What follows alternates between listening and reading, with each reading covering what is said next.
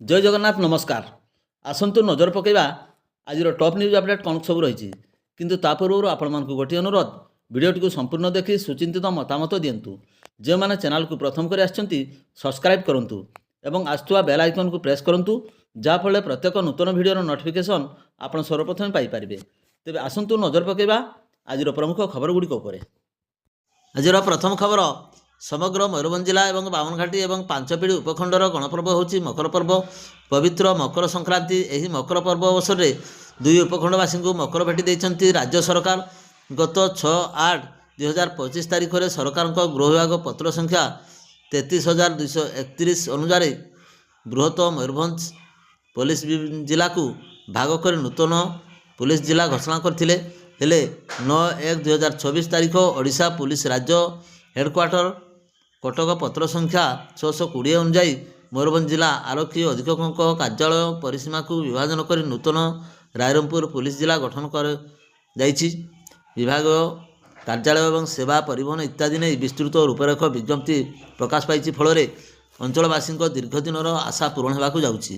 Rairangpur police जिला घोषणा पर कार्यक्षम हेब नूतन वरिष्ठ पुलिस अधिकारी गस्त कर सारी हेले विधिबद्ध भाव रायरंगपुर पुलिस जिला कार्यक्षम होता नहीं सूचना मिली। नूतन आरक्षी अधीक्षक कार्यभार ग्रहण करने नहीं चूड़ांत कार्यालय प्रस्तुति चली।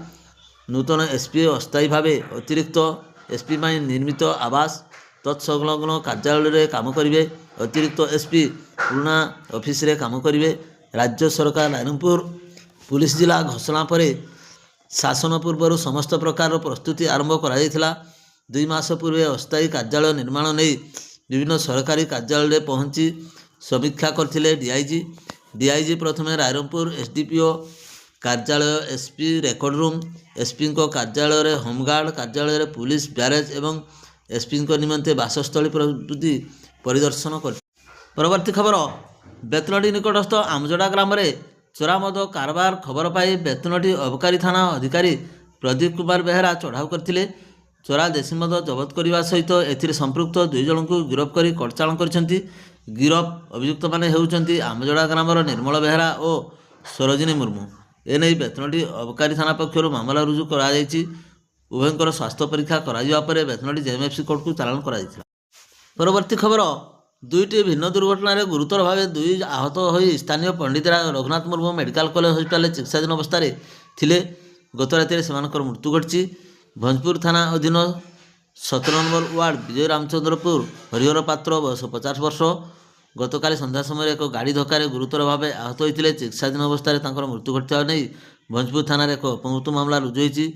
विषयी थाना इलाकार गत 5 तारीख में होता एक दुर्घटन मुमूर्षु अवस्था गुरुतर होता लक्ष्मीपसी ग्रामर मारकंड नायक बयस 18 वर्ष को चिकित्सा एठारे स्थानांतरित कराइथिला किंतु चिकित्साधीन अवस्था मृत्यु होता नहीं बारिपदा टाउन थाना एक अपमृत्यु मामला रुजु होती। बुधवार उभयंकर शव व्यवच्छेद पर 2 परिवार को हस्तांतरित कराइथिला। परवर्ती खबर शिमिलपाल अभयारण्य उपरबारा कामड़ा मंगलवार बुधवार प्रत्युषे सर्वनिम्न तापमात्रा 1 डिग्री रेकर्ड होती किंतु गत सोमवार प्रत्युषे सर्वनिम्न तापमात्रा 3 डिग्री रेकर्ड होता। तत्सहित शिमिलपाल गुड़गुड़िया 3 डिग्री चोहलार 4 डिग्री बरीपाणी 6 डिग्री एवं रामतीर्थ और सातकोशिया और पियाझर 10 डिग्री सर्वनिम्न तापमात्रा बुधवार प्रत्युषे रेकर्ड कराइथिला। या पूर्व चलित मास 9 और 10 तारीख प्रत्युषे विजुक्ति 1 डिग्री एवं 7 और 8 तारीख प्रत्युषे 0 डिग्री सर्वनिम्न तापमात्रा रेकर्ड होता बेले सर्वनिम्न डिसेम्बर 6 तारीख प्रत्युषे 2 डिग्री रेकर्ड होता।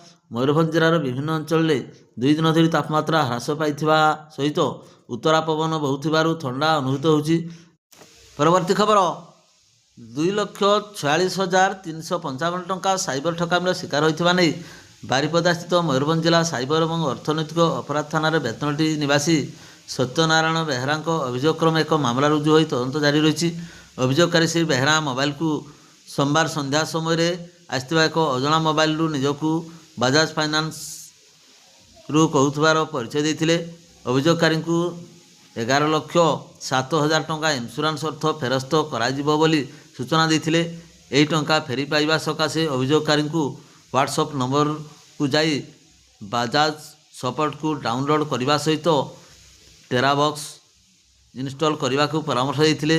ସେହି ଅନୁଯାୟୀ କରିବା ପରେ ମୋବାଇଲଟି କିଛି ସମୟ ପାଇଁ ହ୍ୟାଙ୍ଗ ହୋଇଯାଇଥିଲା, କିନ୍ତୁ ଏହାର କିଛି ସମୟ ପରେ ମୋବାଇଲ ଖୋଲି ଫୋନରେ ଚେକ୍ କରିବାରୁ ତାଙ୍କ ଆକାଉଣ୍ଟରୁ ଷ୍ଟେଟ୍ ବ୍ୟାଙ୍କ ଅଫ୍ ଇଣ୍ଡିଆ ଆକାଉଣ୍ଟରୁ 2,46,355 ଟଙ୍କା ଉଠାଣ ହୋଇଯାଇଥିବା ଜାଣିବାକୁ ପାଇଥିଲେ। ଏହିପରି ଭାବେ ସାଇବର ଠକାମିର ଶିକାର ହୋଇଥିବା ଜାଣିବାକୁ ପାଇ ସେ ସାଇବର ଥାନାରେ ଅଭିଯୋଗ କରିଛନ୍ତି। ପରବର୍ତ୍ତୀ ଖବର, ରାଇରଙ୍ଗପୁର ପୌରାଞ୍ଚଳ ଅନ୍ତର୍ଗତ ଦୁର୍ଗା ମଣ୍ଡପ ନିକଟରେ ଥିବା 14 ନମ୍ବର ୱାର୍ଡ ଇଚିଣ୍ଡାରେ ରହିଥିବା ଏକ କୋଚିଂ ସେଣ୍ଟର ନାଁରେ ଛାତ୍ରଛାତ୍ରୀମାନେ ଶୋଷଣ ଅଭିଯୋଗ ଆଣି ଏ ସମ୍ପର୍କରେ ରାଇରଙ୍ଗପୁର ଟାଉନ ଥାନାରେ ଲିଖିତ ଅଭିଯୋଗ କରିଛନ୍ତି।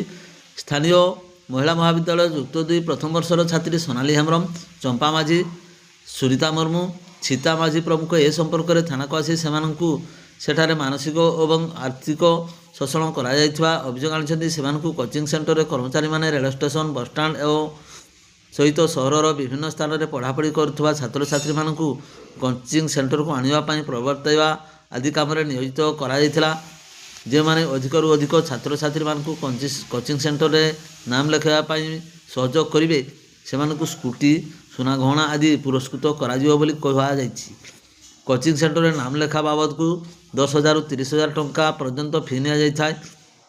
ଥାନାର ଦ୍ୱାରସ୍ଥ ହୋଇଥିବା ଛାତ୍ରଛାତ୍ରୀମାନେ ମାସେ କାଳ କୋଚିଂ ନେଇଥିଲା ବେଳେ ସେମାନଙ୍କଠାରୁ 10,000 ଟଙ୍କା ଲେଖାଏଁ ନିଆଯାଇଛି। ସେମାନେ ଆଉ କୋଚିଂ ସେଣ୍ଟରରେ କୋଚିଂ କରିବାକୁ ଚାହୁଁନାହାନ୍ତି, ତେଣୁ ସେମାନଙ୍କର ବାକି ଟଙ୍କା ଫେରାଇ ଦେବାକୁ ସେମାନେ ଦାବି କରିଥିବା ଜଣାପଡ଼ିଛି। ପରବର୍ତ୍ତୀ ଖବର, ରାଜଗଞ୍ଜପୁର ବ୍ଲକ ମାଣିଦାସଦୁଆ ଦୁର୍ଗା ମଣ୍ଡପଠାରେ ସମାଜସେବୀ ଅମରେନ୍ଦ୍ର ଗିରି ଗରିବ ବୃଦ୍ଧ ବୃଦ୍ଧା ତଥା ଅସହାୟଙ୍କୁ ଶୀତବସ୍ତ୍ର ବଣ୍ଟନ କରିଥିବା ଜଣାପଡ଼ିଛି। ଏହି ଅବସରରେ ଆୟୋଜିତ ସଭାରେ ରାଜଗଞ୍ଜପୁର ବ୍ଲକ ତହସିଲଦାର ଉପେନ୍ଦ୍ର କୁମାର ଦାସ, ଡକ୍ଟର ପ୍ରଦୀପ କୁମାର ଚନ୍ଦ୍ର ମହାନ୍ତ, ଦୁର୍ଗା ପୂଜା କମିଟିର ସଭାପତି ଚକ୍ରଧର ଦାସ, ମଧୁସୂଦନ ଗିରି, ଅଶାନ୍ତ ହାଁସଦା, ନିରଞ୍ଜନ ନାୟକ, ଶ୍ରୀକାନ୍ତ ମହାନ୍ତ, ଲକ୍ଷ୍ମୀଧର ହାତୀ, ଦେବାଶିଷ ଗିରି ପ୍ରଭୃତି ସେବା କାର୍ଯ୍ୟ ପ୍ରତି ସମର୍ପିତ ହୋଇ କାମ କରିବା ଉପରେ ଗୁରୁତ୍ୱାରୋପ କରିଥିଲେ। ପରବର୍ତ୍ତୀ ଖବର, ମକର ପାଇଁ ମୟୂରଭଞ୍ଜ ଜିଲ୍ଲା ଉତ୍ସବମୁଖର ଏବଂ ମତୁଆଲା ହୋଇପଡ଼ିଛି। ଜିଲ୍ଲାର ଉଭୟ ଆଦିବାସୀ ଏବଂ ଅଣ ଆଦିବାସୀ ସମ୍ପ୍ରଦାୟର ଏହି ପର୍ବକୁ ନିଷ୍ଠାର ସହ ପାଳନ କରିଥାନ୍ତି। ମକର ସଂକ୍ରାନ୍ତି ପାହାନ୍ତାରୁ କୁକୁଡ଼ା ଡାକ ବେଳକୁ ସମସ୍ତେ ଉଠିପଡ଼ି ଦଳ ଦଳ ହୋଇ ମକର ବୁଡ଼ ପକାଇବା ପାଇଁ ଗ୍ରାମ ନିକଟସ୍ଥ ନଦୀ, ପୋଖରୀ, ଗଡ଼ିଆ, ଜଳାଶୟ ଆଦିକୁ ଯାଇଥାନ୍ତି। ସେତେବେଳେ ଜଳାଶୟ ତଟ ଖୋଳ, କୀର୍ତ୍ତନ, ଶଙ୍ଖଧ୍ୱନି, ହରିବୋଲ ବିଭିନ୍ନ ସଦବାଜରେ ମୁଖରିତ ହୋଇଉଠେ। ପ୍ରାୟ ସପ୍ତାହ ପୂର୍ବରୁ ଗାଁ ମୁଣ୍ଡ ଆରମ୍ଭ କରି ଜଳାଶୟ ପର୍ଯ୍ୟନ୍ତ ବିଭିନ୍ନ ସ୍ଥାନରେ ଠାଏ ଠାଏ ଶୁଖିଲା ଡାଳ ପତ୍ର ଦ୍ୱାରା ପ୍ରସ୍ତୁତ କରାଯାଇଥିବା ମକର କୁମାର ଅଗ୍ନି ସଂଯୋଗ କରାଯାଇ ଜଳାଶୟରେ ବୁଡ଼ ପକାଇଥାନ୍ତି। ସମସ୍ତେ ନୂଆ ଲୁଗା ପିନ୍ଧି ଘରକୁ ଫେରିବା ପରେ ଘରେ ପିଠା ପଣା, ଚୁଡ଼ା, ଗୁଡ଼, ତିଳଉ ଖାଇବା ସହ ମାଂସ, ଭାତ, ହାଣ୍ଡିଆ, ମହୁଲି ଖାଇ ଦିନ ତମାମ ମୌଜ ମଜଲିସ କରିଥାନ୍ତି। ପରବର୍ତ୍ତୀ ଖବର, କରଞ୍ଜିଆ ବ୍ଲକର ବିଭିନ୍ନ ସ୍ଥାନରେ ଟୁସୁ ମେଳା ଅନୁଷ୍ଠିତ ହୋଇଛି।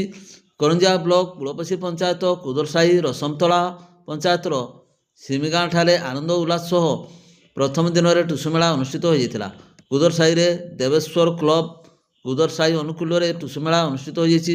ଯାତ୍ରା ପଡ଼ିଆ ଡିଜେ ଏବଂ ରଙ୍ଗାରଙ୍ଗ ଲାଇଟ୍ରେ ଦୁଲୁକାଇ ଦେବା ପରି ପରିସ୍ଥିତି ସୃଷ୍ଟି ହୋଇଥିଲା। ଏଠାରେ ମୋଟ 10ରୁ ଉର୍ଦ୍ଧ୍ୱ ଟୁସୁ ମେଢ଼ ସାଜସଜ୍ଜା ଦର୍ଶକମାନଙ୍କୁ ବିଭୋର କରିଥିଲା। ମେଢ଼ଗୁଡ଼ିକ ମଧ୍ୟରେ ମଦରଙ୍ଗାଜଳି, ଜାମୁଖଜୁରୀ, କଦମବେଡ଼ା, ଉଦୟପୁର, ଗଜାପଥର, କାଦଡ଼ିହା, ଉଦଳା କୁଦରସାହି, ଗୌଡ଼ଗାଁ, ବାଗଦଫା ଏବଂ ସାଲରାପଦା ପ୍ରଭୃତି ସାଜସଜ୍ଜା ଅତ୍ୟନ୍ତ ଆଖି ଦେଖିଲା ଭଳି ଝଲସି ଉଠିଥିଲା। ନିକଟସ୍ଥ ଗାଁ ଲୋକମାନଙ୍କ ସମାଗମରେ ସ୍ଥାନଟି ଉତ୍ସବମୁଖର ହୋଇଉଠିଥିଲା। କୁଦରସାହିଠାରେ ଟୁସୁ ମେଢ଼ ପ୍ରତିଯୋଗିତାରେ ପ୍ରଥମ, ଦ୍ୱିତୀୟ ଏବଂ ତୃତୀୟ, ଚତୁର୍ଥ ସ୍ଥାନ ଅଧିକାର କରିଥିବା ମେଢ଼ଗୁଡ଼ିକୁ ଯଥାକ୍ରମେ 17, 15, 12 ଏବଂ 6,000 ତଥା ଅଂଶଗ୍ରହଣ କରିଥିବା ମେଢ଼ ସମସ୍ତଙ୍କୁ 5,000 ଟଙ୍କା ଲେଖାଏଁ ସାନ୍ତ୍ୱନାମୂଳକ ପୁରସ୍କାର ରାଶି ପ୍ରଦାନ କରାଯାଇଥିଲା। ଭିଡ଼ିଓଟିକୁ ଶେଷ ପର୍ଯ୍ୟନ୍ତ ଦେଖିଥିବାରୁ ଆପଣଙ୍କୁ ଅଶେଷ ଅଶେଷ ଧନ୍ୟବାଦ।